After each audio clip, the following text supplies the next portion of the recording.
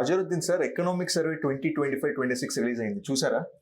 Actually చూశాను. ఎప్పుడు లాస్ట్లో వచ్చేది, 2 days ముందే వచ్చేసింది. దట్టు చాలా బల్కీగా వచ్చింది. అంతకుముందు 13 చాప్టర్స్ ఉండేవి, ఇప్పుడు 17 వరకు అయిపోయాయి. మరి పిల్లలకి ఇది బర్డెన్ అవుతుందేమో అని చెప్పి అనుకుంటున్నాను. కరెక్టే. ఒక్కసారి స్టూడెంట్ ఎక్స్పెక్టేషన్స్ తెలుసుకుందామా ఎకనామిక్ సర్వే గురించి? ఏం డౌట్స్ ఉన్నాయో అడుగుదాం అంటారా? అడుగుదాం, ఒకసారి అలా ట్రై చేద్దాం. Class room. yes, let's go.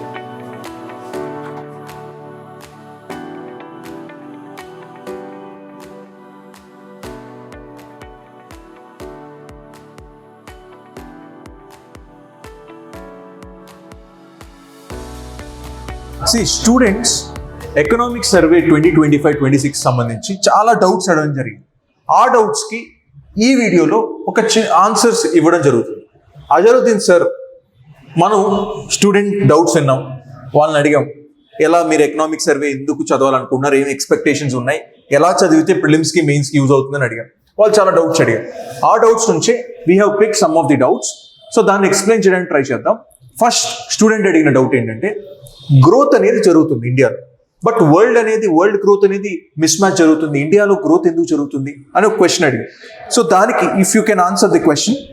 So ఇక్కడ మనకి ట్రెండ్స్ చూసుకుంటే ఇండియాలో జీడిపి మనకి 7.2, 6.5 ఈ రేషియోలో గ్రో అవుతూ ఉంది ఇక్కడ. సో మనకి ఇక్కడ మేజర్ రీజన్ ఏంటి, ఇండియాలో మనకి సర్వేలో చూస్తే ఇండియాని ఇది ఏ పారాడాక్స్లో ఉందంటే, సో గోల్డ్ లాక్ పారాడాక్స్లో ఉందని చెప్పి సర్వేలో చెప్తా ఉన్నాం. అంటే not so cold, not so hot. ఇక్కడ మనం ఇన్ఫ్లేషన్ లో అవుతూ ఉంది, గ్రోత్ పెరుగుతూ ఉందన్నమాట. సో ఈ పారాడాక్స్లో చూసుకుంటే వరల్డ్ మొత్తం వెనక్కున్నా కూడా ఇండియా మాత్రం గ్రో అవుతూ వెళ్తూ ఉంది. సో ఇక్కడ మనకి దీనికి మెయిన్ రీజన్ చూడండి, ఇక్కడ మెయిన్ రీజన్ ఏంటంటే ఇండియాలో మనకి ప్రైవేట్ కన్జంప్షన్ ఏదైతే ఉందో అది గ్రో అవుతూ ఉండడం, దాంతోపాటు మనకి నెట్ ఎక్స్పోర్ట్స్ ఏవైతే ఉంటాయో వాటిని స్టెబిలైజ్ చేయడం. డొమెస్టిక్ మార్కెట్ చాలా స్ట్రాంగ్గా ఉంది. అండ్ మనం చూసుకుంటే బయట నుంచి ఎక్స్టర్నల్ వల్నరబిలిటీస్ ఉన్నప్పటికీ కూడా మనం ఈ రెండింటి వల్ల మనం ఏం చేసామంటే మేనేజ్ చేసుకుంటూ వచ్చాం అండ్ స్ట్రాంగ్గా ఉన్నాం. అండ్ దాని తర్వాత ఇంకొక మెయిన్ థింగ్ ఏంటి అంటే స్ట్రక్చరల్ రిఫార్మ్స్ తీసుకురావడం వల్ల మనం ఈ బ్యాలెన్స్ని మెయింటైన్ చేయగలిగాం. మొత్తం అంతా ప్రాబ్లమేటిక్గా ఉన్నా మనం ఈ బ్యాలెన్స్ని మెయింటైన్ చేయగలిగాము. సో నెక్స్ట్ చూస్తే ఫస్ట్ డౌట్కి మనం ఎక్స్ప్లెనేషన్ ఇచ్చేస్తాం, చాలా క్లియర్గా ఉందని అనుకుంటున్నాను. అండ్ నెక్స్ట్ చూస్తే మనకి సెక్టార్ వైజ్ గ్రోత్ గురించి అడగడం జరిగింది. దీన్ని మీరు ఆన్సర్ చేయాలి. So when it comes to the sector wise growth, మీరు చూస్తే when the gross value added is growing at 7.3 or 6.4%, దాంట్లో agriculture, manufacturing and then the service sector. మీరు చూస్తే అగ్రికల్చర్ డిప్ అయ్యే ఛాన్స్ ఉంది, దట్ టు ఫైనాన్షియల్ ఇయర్ 26లో. But industry sector grow అవుతుంది, service sector కూడా గ్రో అవుతుంది. అంటే India can become the service based economy and industrialisation పెరిగే ఛాన్స్ ఉంది ఇండియాలో అని ఈ వాల్యూస్ ఇండైరెక్ట్ గా క్లెయిమ్ చేస్తున్నాయి అన్నమాట. సో మనం నెక్స్ట్ ఇక్కడ చూస్తే ఇంకొక మేజర్ డౌట్, ఇక్కడ fiscal deficit and primary deficit. So ఈ డెఫిషియట్ గురించి స్టూడెంట్స్ అడగడం జరిగింది. సో సర్వే నుంచి మీరు దానికి ఆన్సర్ ఇవ్వాలి. సో వీటన్నిటిని మనం ఫిస్కల్ పారామీటర్స్ అంటాం అనమాట. These are all called fiscal parameters. So fiscal policy అనేది మెయిన్ ఎవరి చేతిలో ఉంటుంది? It is present in the government of India చేతుల్లో, that too in the form of budget చేతిలో ఉంటుంది.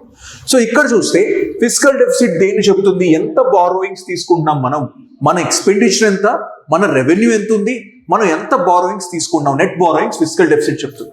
ఇది ఏం చేస్తుంది? 2021 నుంచి ఇప్పుడు చూస్తే there is continuous decline in the fiscal deficit. And primary deficit అంటే ఇంట్రెస్ట్ పేమెంట్స్ పోయిన తర్వాత ఎంత డెఫిసిట్ ఉంది అని చూస్తే that is also declining. So this shows a very positive trend. UPSC ఇక్కడే ట్రాప్ పెడుతుంది. Is it consistently reducing? Yes, 2021 నుంచి కన్సిస్టెంట్ గా రెడ్యూస్ అవుతుంది. And this is the first positive sign in the fiscal policy. Then when it comes to the second positive sign in the fiscal policy, మీరు చూస్తే the capital expenditure to the GDP has been growing at 4%. Effective చూస్తే 4%. And మీరు ఇక్కడ చూస్తే there has been the consistent rise of the capital expenditure. So ఇది కూడా one of the positive sign for the Indian economy. And ఇక్కడ one doubt ఏంటంటే, so government కావాలనే మన మీద లో ఎక్స్పెండిచర్ మన మీద స్పెండ్ చేసేది తక్కువ చేసేసిందా లెస్ చేసేసిందా అనే డౌట్ రైజ్ అవుతుంది. చూడండి చూస్తే ఒకసారి. సార్ జనరలీ ఇక్కడ this is called credible consolidation అంటాం. This is called credible consolidation. అంటే గవర్నమెంట్ కన్సాలిడేట్ చేయడానికి ట్రై చేస్తుంది, దట్ టు వేస్ట్ఫుల్ ఎక్స్పెండిచర్ తగ్గించేసి, అంటే ఒక పోలీసింగ్ లాగా అనమాట. వేస్ట్ఫుల్ ఎక్స్పెండిచర్ తగ్గించి it wants to increase the useful quality expenditure పైన ఫోకస్ చేస్తుంది. దానికి థింగే క్యాపిటల్ ఎక్స్పెండిచర్ పెరగడం. సో గవర్నమెంట్ ఏం ఎక్స్పెండిచర్ ఏం తగ్గించట్లేదు, అంటే బడ్జెట్ ఎవ్రీ ఇయర్ పెరుగుతూనే ఉంది, బట్ వేస్ట్ఫుల్ ఎక్స్పెండిచర్ తగ్గించడం వల్ల మీకు ఖర్చులు తక్కువ తెలుస్తున్నాయి అంతే. సార్ నెక్స్ట్ డౌట్ పిల్లలు ఏమడిగారంటే, sir when it comes to monetary policy and banking ఎంత ఎఫెక్టివ్గా ఉంది మానిటరీ పాలసీ అండ్ బ్యాంకింగ్ అని తెలియడానికి ఏదైనా పారామీటర్ ఎకనామిక్ సర్వే మెన్షన్ చేసిందా? సో ఆబ్వియస్గా ఈ గ్రాఫ్స్ చూస్తే మీకు అర్థమైపోతుంది. మనకి 2018లో చూసుకుంటే రఘురామ్ రాజన్ గారు ఉన్నప్పుడు మనకి అసెట్ క్వాలిటీ రిపోర్ట్ అని చెప్పేసి ఒకటి తీసామన్నమాట. ఆ టైంలో మనకి GNPA నాన్ పెర్ఫార్మింగ్ అసెట్స్ చూస్తే 11.2 ఉంది. సో ఇప్పుడు చూడండి అదే 11.2 2.2కి డిక్రీజ్ అయింది. సో ఇది ఒక డ్రాస్టిక్ చేంజ్ అండ్ ఒక రెవల్యూషనరీ చేంజ్ అనమాట. ఇది మనకి చాలా పెద్ద పాజిటివ్ సైన్. అండ్ నెక్స్ట్ చూస్తే మనం పిల్లలు మేజర్గా మనల్ని అడిగిన ఇంకొక క్వశ్చన్, ట్రేడ్ పెర్ఫార్మెన్సెస్ ఎలా ఉన్నాయి సార్, అదంతా కొంచెం డీటెయిల్డ్గా ఎక్స్ప్లెయిన్ చేయమని చెప్పేసి అడగడం జరిగింది. సో దాన్ని మీరు ఎక్స్ప్లెయిన్ చేయాలి. ట్రేడ్ పర్ఫార్మెన్సెస్ ఎందుకు మేజర్గా ఇయర్ మోస్ట్ ఇంపార్టెంట్ అంటే బికాస్ ఆఫ్ యుఎస్ టారిఫ్స్ బాగా పెంచడం వల్ల, ఇండియా పైన 50% టారిఫ్స్ వేయడం వల్ల, అండ్ వరల్డ్ వైడ్గా ఒక క్యావోస్ నడుస్తున్నాయి అనమాట. అంటే ఒక కంట్రీ ఇంకో కంట్రీ మీద టారిఫ్స్ వేయడం, ఒక ప్రొటెక్షనిస్ట్ పాలసీస్ నడుస్తుంది. అందుకనే ఇండియన్ ట్రేడ్ ఎలా ఉంది అండ్ ఇండియన్ ట్రేడ్ ఎలా బ్యాలెన్స్డ్గా ఉందనే క్వశ్చన్ అడిగే chance. So when it comes to the merchandise exports and the merchandise imports, మీరు చూస్తే India is more of import dependence. ఆటోమేటిక్గా ఇంపోర్ట్స్ ఎక్కువ ఉంటాయి, కానీ ఇంపోర్ట్ గ్రోత్ చూడండి 5.9% ఇయర్ ఆన్ గ్రోత్ ఉంటే export growth 2.4% year on growth ఉంది. And when it comes to the non petroleum, non gems and jewellery exports and imports, ఇది చూస్తే so we are exporting, అంటే దీంట్లో ఎక్స్పోర్ట్స్ పెరుగుతున్నాయి నాన్ పెట్రోలియం, జెమ్స్ అండ్ జ్యువెలరీలో, imports కూడా పెరుగుతున్నాయి. So this is also a positive sign. అంటే నువ్వు ఏదైతే non petroleum, gems and jewellery అవి కాకుండా రిమైనింగ్ వాటిపైన ఎక్కువ ఫోకస్ చేస్తున్నావు అని ఇండైరెక్ట్ గా this trade policy is saying. And one more thing, balance of payment ఎలా ఉంది అనేది కూడా మీరు చెప్పాల్సి ఉంటుంది ఇక్కడ. సార్ బ్యాలెన్స్ ఆఫ్ పేమెంట్ ఇప్పుడు మనం వరల్డ్ కంట్రీస్తో, వరల్డ్తో ఎలా ట్రాన్సాక్ట్ చేస్తున్నాం అని చెప్పేదే బ్యాలెన్స్ ఆఫ్ పేమెంట్. మీరు ఇక్కడ చూస్తే when it comes to the BOPలో main thing the current account. The current account is the main parameter in the BOP. Current అకౌంట్లో that to merchandise exports and service exports. Service ఎక్స్పోర్ట్స్ని we call it invisibles అంటాం. So merchandise exports are growing, but actually service exports are more compared to the merchandise exports. మీరు ప్రతి year observe చేయండి, last few decades 2000 నుంచి 2025 వరకు, 2010 నుంచి 2025 వరకు ఎప్పుడు చూసినా సరే the service exports are always the high compare to the merchandise exports. And one more thing, service ఎక్స్పోర్ట్స్లో ఇంపోర్ట్స్లో ఏది ఎక్కువ అంటే సర్వీస్ ఎక్స్పోర్ట్సే ఎక్కువ, because export oriented economy, service ఎక్కువ ఎక్స్పోర్ట్ చేస్తాం మనం. So that is one more thing. And ఎందుకు మనకి ఎక్స్టర్నల్ సెక్టర్ బాగా స్ట్రాంగ్గా ఉంది అని చెప్పడానికి ఈ parameters, one of the parameters forex reserves. Forex reserves ఎప్పుడు వస్తాయి ఇండియాకి? ఆటోమేటిక్గా నువ్వు ఎక్స్పోర్ట్స్ ఎక్కువ చేసి దాంతోపాటు మన బ్యాంకింగ్ సిస్టమ్ బాగా ఉంటే ఫారెక్స్ రిజర్వ్స్ బాగా వస్తాయి. ఇప్పుడు చూస్తే 2015లో $341 బిలియన్ ఉంటే $700 బిలియన్ పెరిగింది. దీనివల్ల ఏంటి, నీకు అసలు ఎక్స్పోర్ట్స్ అంతా అయిపోయి నువ్వు ఇంపోర్ట్ డిపెండెంట్ ఎకానమీ అయితే 11 months వరకు నువ్వేమీ చేయకపోయినా ఇంపోర్ట్ కవర్ చేసుకోవచ్చు. అండ్ దాంతోపాటు కరెంట్ అకౌంట్ డెఫిసిట్ కూడా తగ్గడం is a positive sign. So మామూలుగా ట్విన్ డెఫిసిట్ అంటాం అనమాట. ట్విన్ డెఫిసిట్, దాంట్లో one fiscal deficit, the other one is current account deficit. రెండు తగ్గడం is a positive sign for India. And one more thing, external డెప్ట్ కూడా తగ్గింది 23% నుంచి 19%కి, which will reduce the burden of external డెప్ట్ ఆన్ ఇండియా. సార్ ఇన్ఫ్లేషన్ గురించి కూడా కొంతమంది క్వశ్చన్ అడిగారు. సో కాకపోతే రీసెంట్ గా గవర్నమెంట్ ఏంటంటే ఫుడ్ ఇన్ఫ్లేషన్ ని కూడా మ్యాప్ చేయడం స్టార్ట్ చేసింది. సో ఈ ఇన్ఫ్లేషన్ గురించి ఏమన్నా కమెంట్ చేయగలరా? సో మనం చూసుకుంటే ఇన్ఫ్లేషన్ గురించి మనం కామెంట్ చేయడానికి ఇక్కడ గ్రాఫ్ కనిపిస్తుంది మనకి. ఇన్ఫ్లేషన్ని మనం స్టేబుల్గా లో చేసుకుంటూ వస్తున్నాం. సో ఇది మనకి positive sign, one of the major positive sign అనమాట. ఇక్కడ మీకు కోర్ ఇన్ఫ్లేషన్ చూడండి చాలా స్టేబుల్గా వచ్చింది. అండ్ దీనివల్లే మనం ఇంత హై కాన్ఫ్లిక్టెడ్ టైంలో కూడా మన గ్రోత్ని కరెక్ట్గా బ్యాలెన్స్ చేయగలిగాము. అండ్ దాని తర్వాత చూస్తే మనకి ఇక్కడ ఒక సెక్టార్ గురించి, దాంట్లో ప్రొడక్టివిటీ గురించి అండ్ దాంట్లో చేంజెస్ గురించి కూడా డౌట్స్ అడగడం జరిగింది. ఏ సెక్టార్స్ ఎలా మనకి ట్రాన్స్ఫార్మ్ అయ్యాయి అనేది కూడా ఒక డౌట్, కాబట్టి మీరు దాన్ని ఎక్స్ప్లెయిన్ చేయాల్సిందిగా అడుగుతున్నాను. సార్, అగ్రికల్చర్ సెక్టర్ మేజర్గా తీసుకుంటే, అగ్రికల్చర్ అంటే ఓన్లీ క్రాప్స్ కాదు. అగ్రికల్చర్ అంటే లైఫ్ స్టాక్ ఉంటుంది, అలాగే ఫిషింగ్ అండ్ ఆక్వాకల్చర్ కూడా ఉంటుంది. మీరు ఓవరాల్ అగ్రికల్చర్ సెక్టర్ 4.7% గ్రో అయితే దాంట్లో major contribution fishing and aquaculture and లైఫ్ స్టాకే ఉంది. Crop contribution has reduced. This is the first structural transformation that agriculture is going through. Second structural transformation చెప్పగలరా? ఖచ్చితంగా.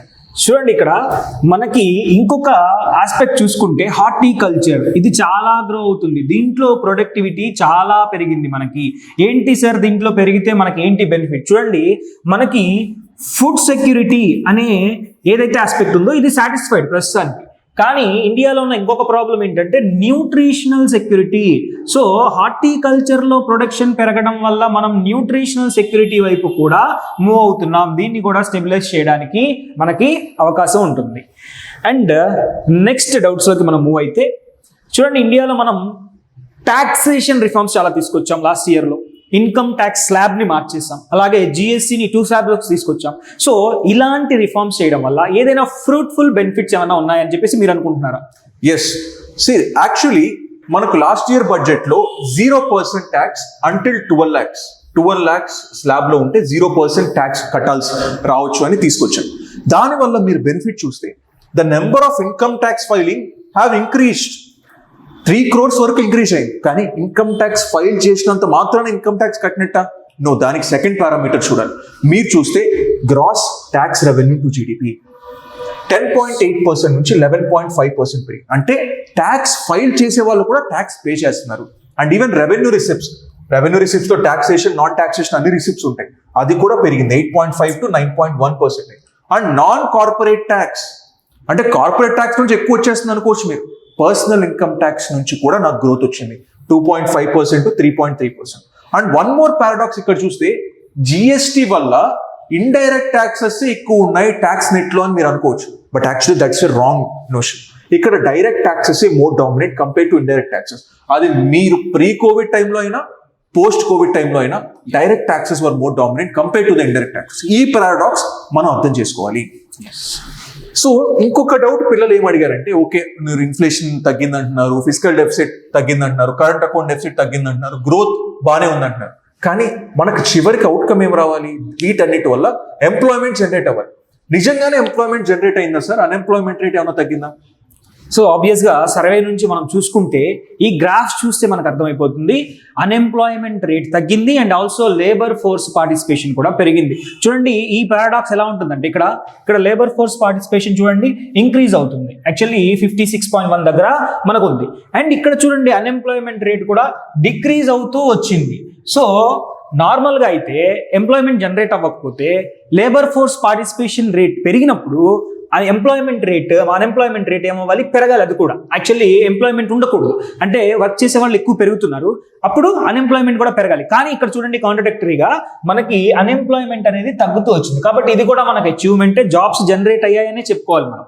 అది మేబీ ఇన్ఫార్మల్లో అయ్యి ఉండొచ్చు, ఆర్ఎల్స్ ఎలా అయినా మనం జనరేట్ చేసి ఉండొచ్చు. సో ఆల్సో గవర్నమెంట్ కూడా ట్రై చేస్తుంది ఫార్మల్లోకి కన్వర్ట్ చేయడానికి. కాబట్టి ఇది మనకి చాలా బెటర్ అండ్ పాజిటివ్ సైన్. ఈ యొక్క గ్రాఫ్తోనే మనం చెప్పొచ్చు అన్ఎంప్లాయ్ రేట్ అనేది పెరిగింది, తగ్గింది అని చెప్పేసి. అండ్ లేబర్ ఫోర్స్ పార్టిసిపేషన్ కూడా మనకి పెరిగింది.